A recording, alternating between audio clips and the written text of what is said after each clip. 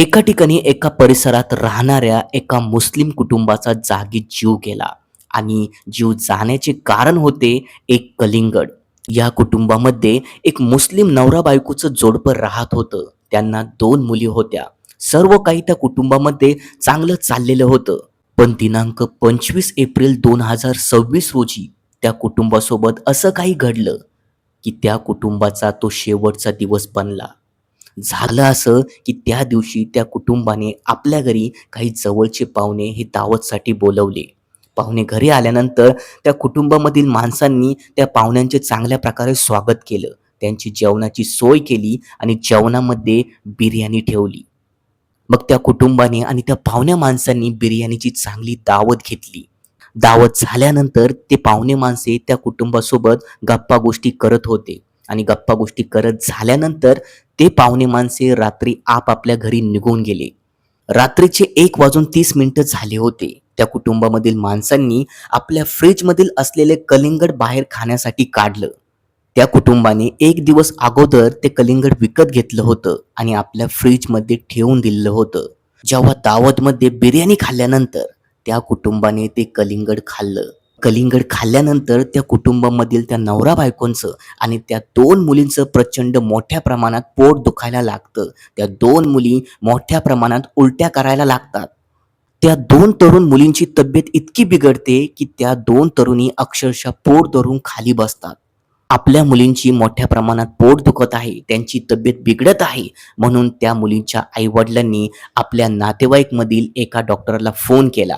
मग त्या ठिकाणी डॉक्टर आल्यानंतर त्या डॉक्टरांनी त्या आई-वडिलांना इंजेक्शन दिलं आणि त्या 2 मुलींना ORS दिले आणि डॉक्टर त्यांना म्हणाले, "काही क्षणात तुमची तब्येत चांगली होऊन जाईल." असे बोलून तो डॉक्टर तेथून निघून गेला. काही वेळ निघून गेल्यानंतर अचानक त्या 2 मुलींमधून एका छोट्या मुलीचे परत पोट दुखायला सुरुवात होते आणि मग ती छोटी मुलगी प्रचंड प्रमाणात उलट्या करायला लागते आणि तिला जुलाब सुद्धा होतात. मग परत छोट्या मुलीची तब्येत खूप मोठ्या प्रमाणात बिघडल्यामुळे त्या मुलीचे वडील शेजारी राहणाऱ्या एका मित्राकडे जातात आणि त्या मित्राला म्हणतात, "तुझ्या ओळखीचा कोणी डॉक्टर असेल तर त्यांना बोलून घे, कारण माझ्या छोट्या मुलीची तब्येत खूप बिघडलेली आहे." शेजारच्या मित्राने आपल्या ओळखीच्या एका डॉक्टरला फोन केला आणि त्या ठिकाणी यायला सांगितले. पण दुसरीकडे ती छोटी मुलगी जी होती, ती आपल्या घरात चक्कर येऊन पडली होती. तिने आपले डोळे पांढरे केलेले होते आणि ती काही रिस्पॉन्स देत नव्हती.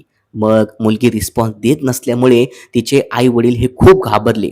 मग काही वेळानंतर त्या ठिकाणी डॉक्टर आला आणि मग त्या छोट्या मुलीला त्या डॉक्टरने चांगल्या प्रकारे तपासले, पण ती मुलगी काही त्यावेळी रिस्पॉन्स देत नव्हती. मग डॉक्टरने त्या मुलीला CPR दिला, पण त्या मुलीमध्ये काही बदल दिसून येत नव्हता. मग छोटी मुलगी काही रिस्पॉन्स न देत असल्यामुळे त्या डॉक्टरांनी त्या मुलीला उचललं आणि एका जवळच्या मोठ्या दवाखान्यात नेलं. मग त्या ठिकाणी असलेल्या डॉक्टरांनी त्या मुलीला तपासलं. तेव्हा त्यांना कळाले, की ह्या मुलीने कधीच आपला जीव सोडला आहे. मग त्या छोट्या मुलीच्या मृत्यूमुळे त्या मुलीच्या आई-वडिलांना खूप धक्का बसतो. डॉक्टरांना तिथे समजलं, की ह्या मुलीने काहीतरी खाल्लेलं होतं आणि ते खाल्ल्यामुळे तिच्या शरीरात फूड पॉइझन तयार झालं आणि त्यामुळे तिचा मृत्यू झाला. मग डॉक्टरांनी त्या मुलीच्या आई-वडिलांना आणि तिच्या मोठ्या बहिणींना जे हॉस्पिटलमध्ये पाठवलं. मग जे हॉस्पिटलमध्ये गेल्यानंतर त्या आई-वडिलांचा आणि त्यांच्या मोठ्या मुलीचा उपचार तिथे करण्यात येतो.